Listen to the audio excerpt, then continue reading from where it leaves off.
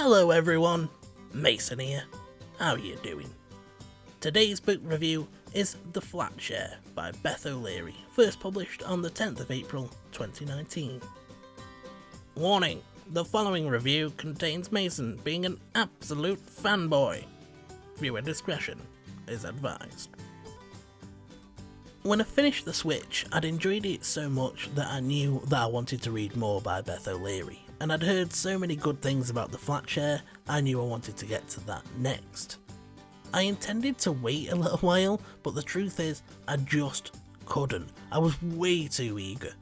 Because of how much I enjoyed The Switch, I knew that I was going to like The Flatshare a lot. The last thing that I expected though was to enjoy it even more than The Switch. Oh my god, I loved it though. I loved it. I'm pretty new to my Booktube journey and haven't been reading again all that long, but the truth is, so far Beth O'Leary is my new favourite author. She writes books that I like a lot. By no means am I the first person to talk about The Flatshare, but I guess it's conceivable that you could have clicked on this review and have no idea what The Flatshare is, so what's it about? The Flatshare centres around Tiffy Moore and Leon Toomey. Tiffy is an eccentric junior editor who works for a small publishing company that focuses on DIY and crafts. She's just getting out of a bad relationship and she needs somewhere to stay, but she's skint. She has hardly any money and she can't afford an expensive place, which pretty much rules out everywhere in London. Meanwhile, Leon is a palliative care nurse who lives in a one-bedroom flat. He needs some extra cash.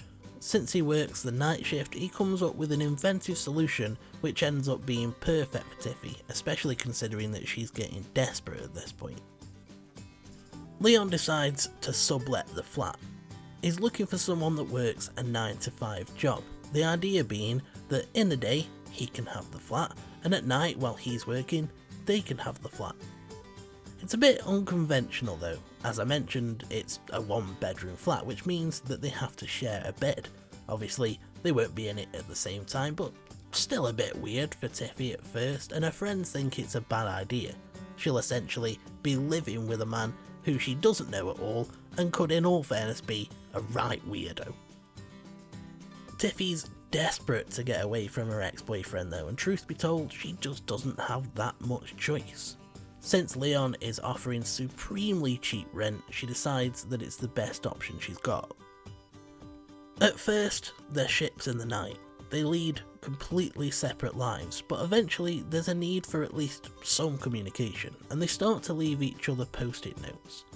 At first, they're brief, like one stuck to a bag of clothes that reads, "For charity shop."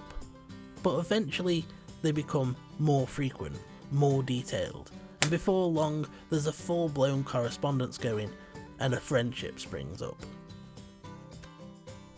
Tiffy and Leon could not be more different. As I mentioned, Tiffy is eccentric to say the least. She likes wearing weird clothes that she customises herself. She doesn't even care if they clash as long as she likes them. She's expressive, open, friendly, and a little bit of a rambler. Yeah, me too, Tiffy, I know how that feels. She's got a few good mates. She works hard even though the pay is rubbish. She's trying to put the past behind her, trying to move on from that bad relationship. Truth be told, she's a bit of a mess emotionally, but considering what her ex-boyfriend is like, it's understandable why she's like that. Leon, on the other hand, is a man of few words. He's quiet, reserved, and more than a little bit awkward. He's also quite minimalistic. When Tiffy moves into the flat, he doesn't even have his TV plugged in. He's a really nice guy though. He's focused on his work. He cares about his patients a lot. They are pretty much the main focus of his attention, which doesn't go down too well with his girlfriend, Kay. One of the things that I absolutely love about The Flatshare is Beth O'Leary's writing style. We get chapters from both Tiffy and Leon's perspectives, and O'Leary demonstrates the differences between them by using completely different writing styles in these chapters. Tiffy offers you so much more information about what's going on, about what she's feeling, what she's thinking, what she's noticing about the people around her. But Leon, in his chapters, Beth O'Leary uses this unique writing style where she keeps the sentences short. She drops words that aren't important because that's the way that Leon thinks and communicates with others. I want to give you an example of what I'm talking about. It's not pulled directly from the book, but it's sort of the same vibe. Phone rings. Answer it. Talk to Richie.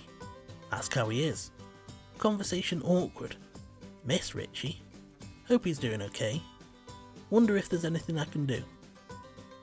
At first it was jarring. I didn't understand what she was doing, but once I realised why she was doing it, it worked for me. It felt genuine. It felt real. Leon isn't just outwardly reserved, it's the way that he actually is. He works the night shift a lot. He's tired a lot of the time. He communicates in short bursts, and as one of his patients says, he saves his words for the best people. Having those contrasting writing styles makes Tiffy and Leon's chapters feel completely different. It gives them personality. It allows the reader to get to know them not just through their actions, but through the way that they perceive the world, their thought process, the way that they communicate with others, and I liked it so much. I noticed it in the Switch, but it's the same with the Flatshare. O'Leary has this insane ability to write characters that think, talk, and act like actual human beings, and it makes them feel so much more relatable, so much more likeable, so much more real. They feel like people that could actually exist, that you could go out and find on the streets and actually meet. I want to be friends with O'Leary's characters. It's not just the characters though, it's the situations that they find themselves in and the information that we get offered. When Tiffy first moves into the flat, there's these really brave foxes that are so unfazed by human interaction that one of them's wandering around in the day and it just stares at her like, yeah, I'm here, what are you gonna do about it? She has this weird neighbour that bangs on the ceiling at random times of the day, presumably doing exercise, and anyone who's lived in a block of flats has had at least one neighbour like that. That neighbour also collects crates of bananas for some reason. Tiffy doesn't know why, Leon doesn't know why. It's like an ongoing mystery, and the explanation is so brilliant. Everything that happens in O'Leary's books feels genuine, feels real, and I just love it, if that isn't clear by now. Tiffy and Leon's communications through the post-it notes are cute as hell. Cute is the right word. I never feel like it sounds right coming out of my mouth, and I just asked Google some synonyms for it, and amongst enchanting, delightful, lovely, sweet, endearing, there's adorbs, which let's just stick with cute, shall we? That probably suits me more. At first it starts off slow. They just leave each other a few post-it notes to communicate one thing or another, to ask a question or point something out. But before long, they start having full-on conversations. Just like O'Leary writes the chapters in contrasting styles, Tiffy and Leon have completely different ways of writing the post-it notes. Tiffy writes notes how I write YouTube comments. They're long, rambly streams of consciousness that are basically letters and are probably a little bit intimidating to read sometimes. She usually takes up more than one post-it note to communicate her message. On the other hand, Leon keeps his notes short and sweet. He gets his message across in as few words as possible, but he has a great sense of humour that comes across extremely well in these notes. I think he finds it easier to talk to Tiffy that way, much easier than he'd find it if they were talking face to face with the awkward expectations that come with that. As the story progresses, they leave each other more and more notes. The flat becomes littered with them, and they strike up a genuine friendship that is lovely to watch. It's heartwarming, sweet, endearing, enchanting, all the synonyms. I'm going to be honest with you, the last thing that I expected when I started this channel was to enjoy romance as much as I have so far. It's funny, I feel like the channel is basically split between crime and contemporary romance. I'm either reading about someone getting murdered or falling in love. As much as I enjoy an exciting, thrilling, pulse-quickening mystery, I also like reading about nice people having a nice time, and God, does the Flatshare scratch that itch. So yeah, there's romance in the Flatshare, and I guess that is a minor spoiler because Leon does have a girlfriend at the beginning of the book, but it's both an obvious and necessary one in my opinion, because you can't talk about one of the best elements of the story without it, and it's also obvious pretty much from the start that he's not going to end up staying with that woman.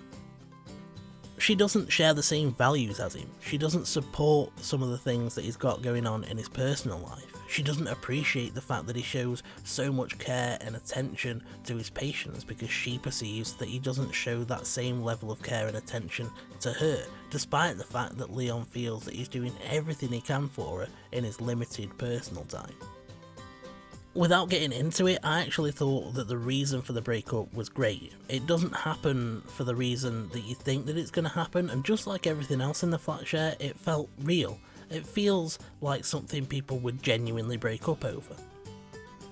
The way that Leon and Tiffy's relationship develops is handled incredibly well. In my opinion, it captures that transition from just friends to more than friends perfectly.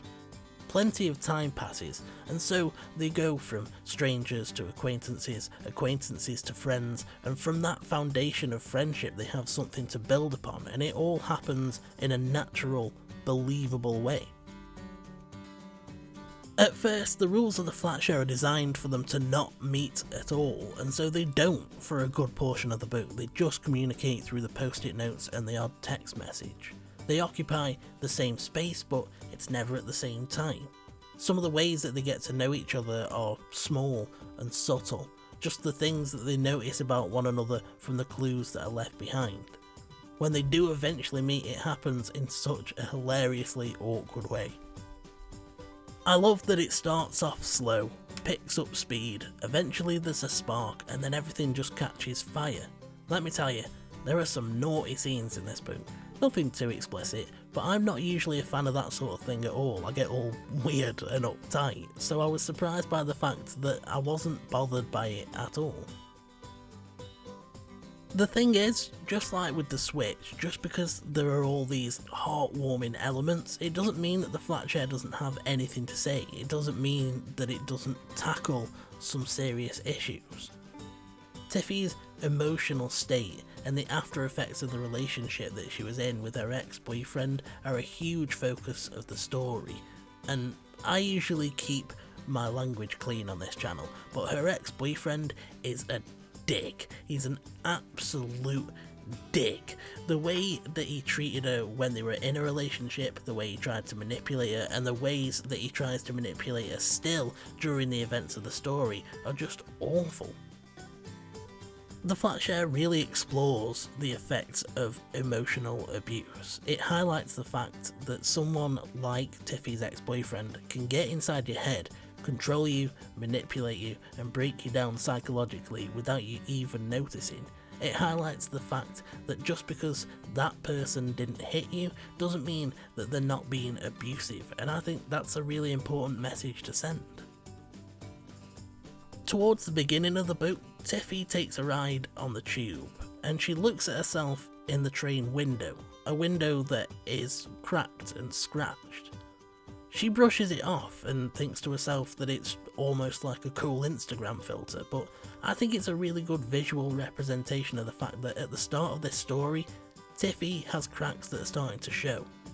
The people around her have been able to see those cracks for a while, but she's starting to see them for herself. Tiffy has 3 people that she calls her best friends, Rachel, Mo and Gertie, who are all excellent characters actually. Beth O'Leary does such a good job of writing side characters that are likeable too. Each of these people has their own way of dealing with what Tiffy's been through, and in their own way, they try to fix the problems for her. And one of the things that I like about Leon is that he never really tries to do that.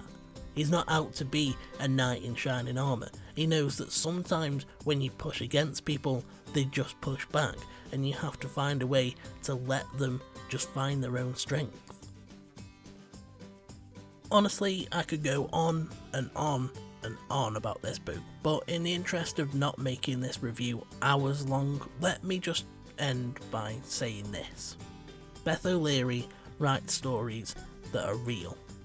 The characters, the situations, the settings are all captured with a quiet, subtle skill. She knows how to balance her stories with the good and the bad, the uplifting with the sad, so that when she tackles important issues like grief in the Switch and emotional abuse in the Flatshare, it never feels too heavy.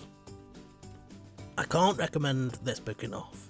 If you're an audiobook fan, both the narrators do a phenomenal job, and I definitely recommend reading it that way. At this point, I'm gonna read anything that Beth O'Leary brings out, and to be honest, I cannot wait to discover more.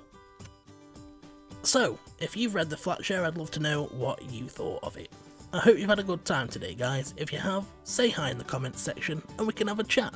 Then you should bake the like button a deliciously delightful tray of decadent chocolate brownies. The link to my Twitter is in the description, and subscribing will make sure that you never miss any of my future content. Thanks ever so much for spending time with me today, guys. Until next time, take care. For now, I'm off, and you should have a good one.